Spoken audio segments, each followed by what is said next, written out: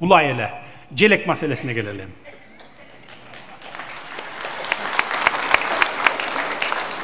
Эми мен силерди 2 күн унчукпай угуп отурдум. Эми бир 5 мүнөт мен сөзүмдүн аягына чейин чыккыча угуп отургула. Кол чаппай эле койгула, кыйкырбай эле, ышкырбай эле койгула, угуп койгула, анан кийин аягында жыйынтыгында чечим кабыл алалы. Ушу желек кабыл алынганда мен ушу жаш бала элем, жаңы үйлөнгөн айылда болчумун. Анан кийин желек кабыл алынып калды. Биздин үйгө баягы коноктор келип калды, атамдын достору. Бардыгы тарыхчылар, санжырачылар көбү. Ушундай бир шерине жешчү эле дайыма. Анан кийин келип отуруп калдык. Анан эле желек кабыл алынып, сүйүнүп, баарыбызга ой желек кабыл алыныптыр, желек кабыл алыныптыр деп. Анан арасында санжырачы, тарыхчы кишилер бар. 1000 жылдык кыргыздын тарыхын тимеле баягы куйма кулактын бир биздин жезделер болуп кетет эле. Ушу санжырачы көлдүктөр баары билет, Асангазы деген санжырачы болгон. Отуруп анан кийин айтты: "Атаңдын озурайын ай, желегибиз тиги күн карамага окшошуп калыптыр" деди. Шуну оңдоп койсо болмок экен деди. Анан карап туруп эле: "Ой, туй атаң көрү" деди. "Ушул жерде бир кыргыз жокпу ушу немени билген" деди. "Түндүгүбүз да туура эмес болуп калыптыр" деди. Көрсө, түндүк ал кишилердин айтымы. Мен ошондо билдим. Мен деле ага чейин көп маани берчү эмес элем бала кезде. Түндүк баягы 3-төн 6 чамгарак турат да баягы түндүктө, билесиңер да. Ошону айтты, жалаң жамандыкка тигиле турган боз үйдүн түндүгүн коюп койбоду деп. Жакшылыкка тигилген боз үйдүкү 5 болот, 6 болот, 8 болот, баягы 6 канат, 4 канат, анан 12 канат деп коебуз го. Мына ошону айтты да. Кабатаң көр, эң болбогондо 4 кылып коюшпайт беле деди. Көрсө, биз кыргыздар баягы жалаң жамандык болгондо, баягы кичинекей боз үйдү апарып тиге коет экенбиз дагы эле, колдонот экенбиз. Бул миңдеген жылдардан бери келаткан экен, бүгүн дагы уланып келатат, туурабы? Макулсуңарбы ошого?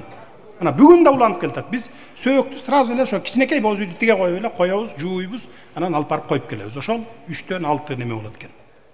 Мына. А чоң боз үйлөр баягы байлар, бийлер, хандар жашаган, анан баягы кыргыз өзү баягы салтты карайбыз да, жакшынакай кылып алып жашайбыз боз үйлөрдү ушундай. Ушинтип айтты эле да. Анан андан бери мына ушул жерде отурган ушу мен курактуу, менден жогоркулар барыңыздар эле билесиздер. Күн карамага окшошуп калды, кап деп келатабыз, а жаштар аны билбейт, буга көнүп алды деген деп ойлойм да мен. Анан мен делегация менен ушу 3 жылдын ичинде өзүм кызматым боюнча биз бир 30дан ашык өлкөлөргө бардым окшойт. 30дан ашык өлкөлөргө баягы эки тараптуу жолугушуу, саммиттер, айрыкча ошо эки тараптуу жолугушуу болгондо бир 4-5 жерден мага суроо болду ушундай.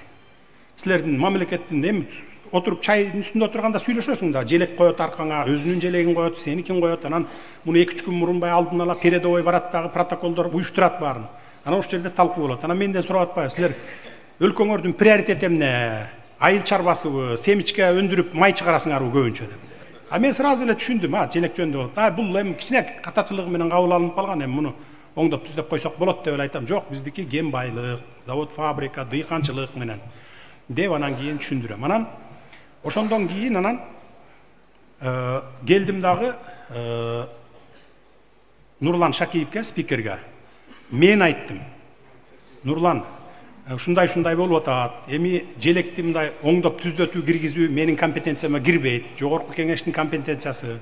Авторлорун чакырып, көрүп, кеңешип, балким ушу күндүн нурун кичине түздөп, анан баягы боз үйдүн түндүгүн бир 4кө көбөйтүп койбойсуңарбы?" деп мен сурандым. Ошон үчүн Нурлан Шакиевди тепкилебегиле, мына мени тепкилегиле. Азыртадан баштап. Анан эми аягына чыгайын. Буну дагы мындай деп каршы чыгып атышат. Каршы чыккандын көбү буган расход кетет деп атат. Паспорттарды алмаштырабыз деп атат. Номерлерди, анан башка жана башка жок. Эчтеке алмашылбайт, расход кетпейт, бир тыйын расход кетпейт. Биз 30 жылдын ичинде 6 жолу паспорт алмаштырдык. 5-6 жолу. Эски паспорттун мөөнөт өткөнчө чейин иштейт. Жаңы берилген паспорттарга гана жаңы менен кете берет. Бул дүйнө жүзүндө 190 өлкөгө бизден электрондуй варианты жөнөтүлөт. Эски паспорт мөөнөт өткөнгө чейин жарактуу, а жаңы паспортубуз могу деп. Бүттү, эч кандай чет өлкөгө чыгасыңбы, мамлекеттин ичинде жүрөсүңбү, паспорт алмашылбайт. Кааласаң алмаштырасың, каалабасаң мөөнөт өткөнчө чейин кармап жүрө бересиң. Машинанын номерлери деле ошондой. Жаңы менен берилип аткан, жаңы берилип аткандар жаңы кете берет, эскилер ма десең 15-20 жыл жүрө бергин. Анан желектерди дагы массалык түрдө алмаштырыштын эч кандай кажети жок. Жаңы баягы чет өлкөдөгү гана өкүлчүлүктөрүбүзгө, анан область министрликтерге өзгөртүп койсок болот. Ага деле көп расход кетпейт. Мен баягы Нурланбек мырза айтып калбадыбы, спонсорлор бар, өзлөрү эле эметип койду. Аны мен айттым эле, май ошончолук эле бир 50-60 желекти мен эле зарплатаман деле алмаштырып берип коеюнчу депчи. Ошентип мен эле спонсорлук кылып берип коеюнчу, ошо мамлекеттин бир тыйынын кетирбей эле коелу деп.